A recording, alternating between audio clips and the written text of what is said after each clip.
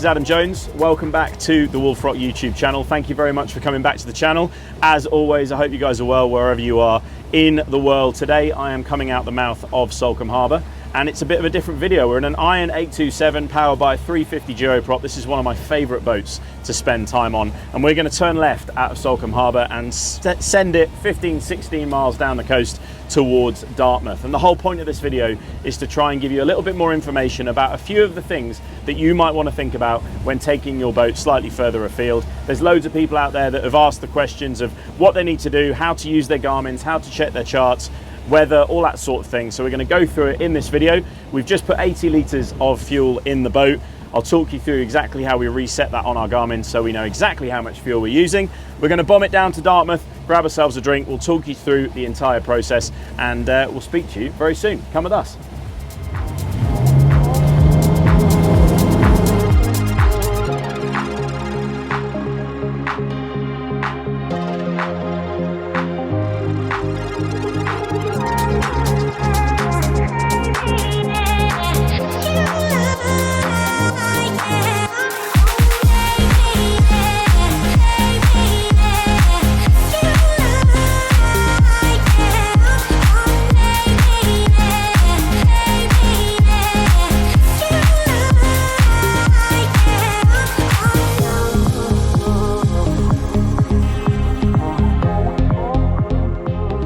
So this is what I love about being on the water in general, but we're just on our way towards Dartmouth, and there is a pod of what look like bottlenose dolphins, but they're very, very big fins over there.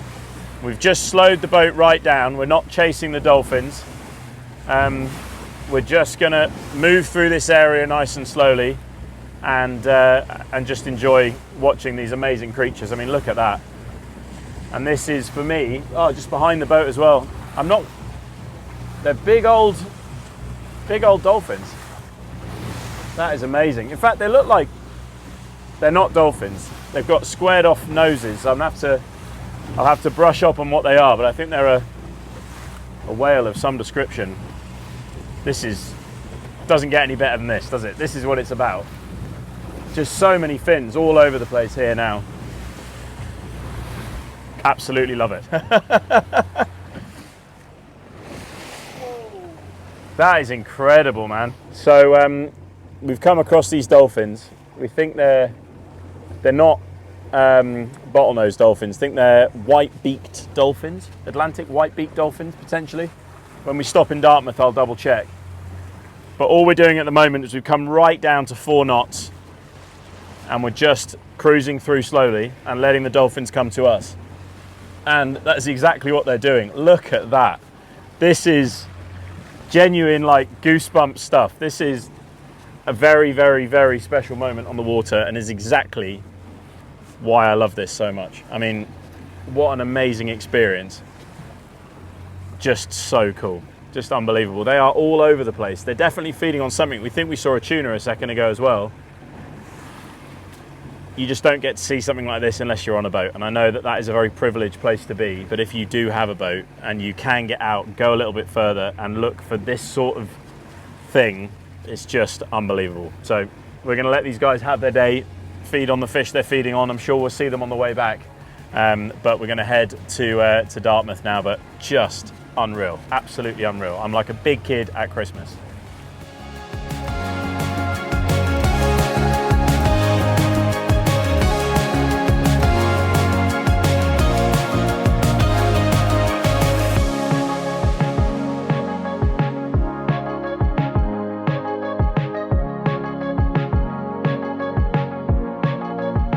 Right, so after stopping to see those dolphins, which has been just fantastic, we are making our way into Dartmouth. It's just ahead of us, and we've been using the Garmin to navigate across, set the track, and obviously followed pretty much alongside the track based on sea conditions that we've got in front of us. So you can see that that track runs all the way around Start Point. I started it just outside of Salcombe and followed it round. Obviously the sea is a little bit more rough around here. You can see on the contours of that chart that you're probably going to pick up a little bit of sea. So we went slightly wider and now we're following this in. It's really useful because looking ahead now, if you were just looking at the coast, you wouldn't necessarily know which one of these bays was Dartmouth until obviously you got in line with the entrance to Dartmouth. And it's just so easy on your Garmin. So you just drag and drop, kind of move the screen around, find where you want to go, press on the screen, navigate to that point. And nowadays, these chart plotters will pretty much do everything for you. You still need to be thinking about depths, you still need to be thinking about what you see in front of you, but this is just a really nice visual guide as to where it is you're going along the coast. So we've been going at probably 25, 26 knots most of the way here so far, and I can just pop onto my Garmin, flick across onto fuel in the vessel tab, and I can see that I've burned 20 litres of fuel, and we're almost at Dartmouth. So loads of fuel in the tank. I'll talk you through exactly how I reset that when we leave Dartmouth, but essentially you press and hold on this fuel use tab here, and a menu will come up which asks you to reset trip. If you reset trip, you can obviously reset that so that that goes to 0 when you filled up the boat, and that means that if, like me today, you put 80 litres in the boat, you know that you've got 80 litres, and this will tell you exactly how many litres that engine has burned. So it gives you a really, really accurate reading of how much fuel is in the boat. Notoriously, the fuel gauges on these things, you know, they're very, very finicky on the basis that the boat is moving around a lot. So, you know, they're there for a visual guide, but this is 100% accurate. So when you're going on a slightly longer steam, reset that so you know exactly how much fuel you've burned. Right, we're going to head in and grab ourselves a drink before turning back and maybe seeing those dolphins on the way back. I mean, that was absolutely amazing. I've got to say as well, this Iron 827 and this hockey manifold hull is just so nice. I mean, it's super calm today. There's a little bit of chop around and it just cushions those waves as you go. At 25, 26, up to 30 knots cruising, it's just a very, very refined and comfortable place to be. And to be honest, that 350 duoprop on the back, although it's quiet, sounds just racy enough to keep it exciting as well. So let's head into Dartmouth. Got to concentrate now, and we'll go grab a drink.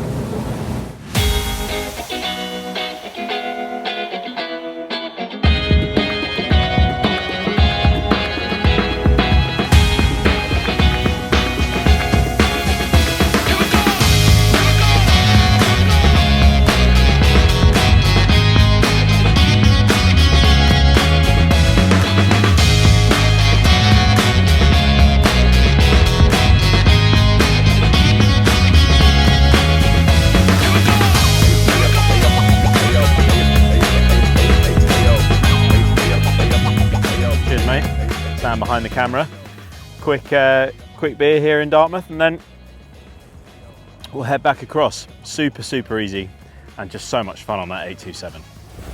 Right, so we are about to head back to Salcombe. We've been totally sidetracked by those dolphins, if I'm honest. What a wonderful way to spend half an hour just being able to just float around and watch those amazing creatures. Was genuinely goosebump stuff. It was really cool. So we've just been into Dartmouth, just turned the boat around, and we are heading back. So we've used 25 litres of fuel, we've got 80 litres in the boat, so we've got plenty of fuel to get back to Salcombe. Before we leave the harbour now, I guess just to talk through a few of the things that you need to think about if you're going slightly further afield. The first thing is on your Garmin, make sure that your charts are up to date. Get the Garmin Active Captain app, especially if obviously you're using a Garmin. If you're using something else, make sure those charts are up to date. I like to run the Navionics relief shading on my charts. Just gives you a really nice visual of depths, which makes planning your journey nice and easy as well. It's very obvious where those shallow bars and reefs are. But if you don't have relief shading, make sure you consult the chart. Just make sure that you've really thought through your route. The chart is going to give you a rough idea of the direction that you need to go, but it's not always going to give you the safest route. So just make sure that you check that before you leave port, and ultimately check the weather before you leave as well. So today it's 7 or 8 miles an hour of wind, got virtually no swell. It's really simple, and we will head back. Obviously wind over tide is going to affect how comfortable things are, but generally speaking, consult obviously the weather apps, make sure you've got a good idea of wind direction, make sure you know your depths. Pinch points, for example, between here and Salcombe, we've got start point, which with that shallow reef coming off the corner does create quite a lot of churning water, especially with wind over tide. You might want to take that slightly wider than your chart will tell you to go, just to make things a little bit more comfortable. And other than that, it's about just being safe and making sure that you've got everything with you to be safe. So this boat is fitted with a VHF radio. We've got life jackets on. If we had more people on board, we need to make sure obviously we had enough life jackets for everybody on board. Make sure you've got enough fuel. Make sure that your engine is serviced. You know, don't go and do a long journey first time out for the year. Get the engine serviced. Make sure you've run the boat in. Everything is working as it should. If it doesn't feel right, turn around. If it does feel right, just be really safe and you'll have a fantastic time on the water. Like I said, VHF radio is really important. Make sure you know how to use your chart plotter. There's so much information on a chart plotter. Make sure you've got enough fuel, make sure your engine's sorted, and get out there and have some fun. Right, so we're just coming out of Dartmouth, as you can see from this Garmin. So if you're running a Garmin, likelihood is it's going to be touchscreen. If it isn't, you're going to have some controls down the side to be able to manipulate your map. So if I zoom out, you can see the track that we have plotted on the way here. But imagine we're leaving Dartmouth for the first time. I've obviously got my my boat coming out here. I've got this set to heads up so I can see exactly which direction that I'm going in. You might have it set north up, which might have the map pointing in the opposite direction. These can all be changed in your settings if you need to. To get back to Salcombe, I'm going to zoom out, find Salcombe Harbour, which is over here. And I'm going to plot a chart to the mouth because I know where I'm going from there. So I'm going to press and hold here, just one tap, and I'm going to click auto guidance. Now you can see the chart has plotted a route around both those headlands straight across the bay there, and will take us back. The pinch points that I'm talking about are here at start point. You've obviously got a lot of reefy ground here. You might find that going slightly wider, for example, into that deeper water, will give you a slightly smoother journey back, depending on whether wind's over tide, depending on swell size, that sort of thing.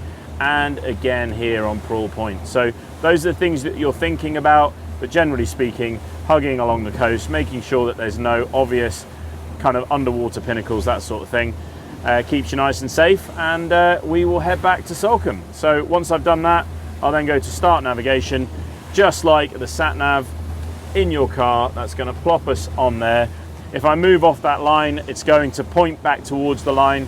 It's, again, you're not obviously on a road in your car, so I could drive over here. That's absolutely no problems whatsoever. It's not going to jump off. It's going to leave that line on the chart plotter just as a visual reference of getting us back to base. So we're going to start cranking up the engine on this Iron 827, which incidentally has been absolutely fantastic. I love an Iron 827.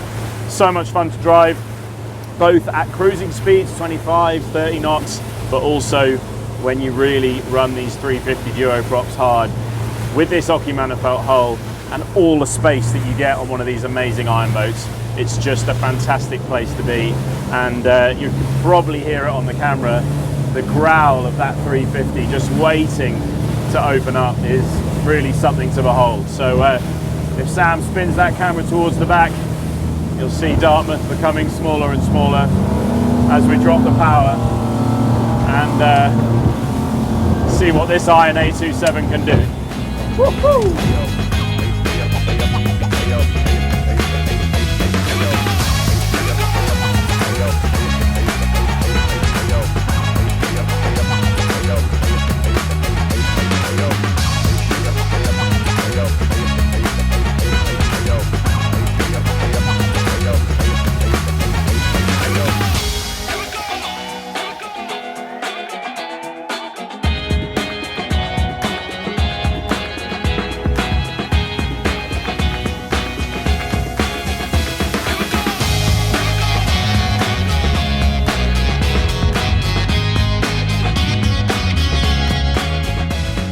So there we are coming back in to Salcombe. It's been a wonderful evening. Seen loads more dolphins on the way back, which was absolutely awesome. We even managed to get the fishing rods out for the last 10 minutes and catch a couple of wrasse. We were hoping we were going to see some bass and some birds diving, but that's not materialised. But that is the way it is. We're going to get this back onto the Tetradock, and I hope you've enjoyed this video. If you are interested in this Iron 827 in white with this 350 duo prop on the back, she is available. So get in contact with the team here at the Wolf Rock. There is so much space on an iron boat. That bow configuration, lovely U-shaped seating area, huge bow locker at the front, massive seat. You've got a double seat in front of this console here with loads of storage. It's just storage for days on an iron. Lovely bolster position, full beam bench seat, as well as an aft facing seat and space for a table and a T-top with a 350 duo prop. I mean, what more could you want? This is a fantastic vessel. If you haven't had a go on an iron and you are looking at one, then get in contact with the team at the Wolf Rock and come down and have a go on this 827 with one of the sales teams. So I hope you've enjoyed this video. Please like and subscribe as always. And if you are thinking about traveling a little bit further on your boat, hopefully this has helped. If you want us to go into any more detail in terms of how to use the Garmin or any of the things discussed in this video, drop us a comment and we will get out and try and do something to answer those questions in a video in a later date. I think we're going to try and look at the Eddystone Lighthouse on one of the next videos, which will be a lot of fun. Check out the video of the Eagle 6.7 Cure Edition as well that's on the channel at the moment. We are going to do another performance test with that boat tomorrow. So we will speak to you very soon. Thanks again for watching the video and speak to you next time.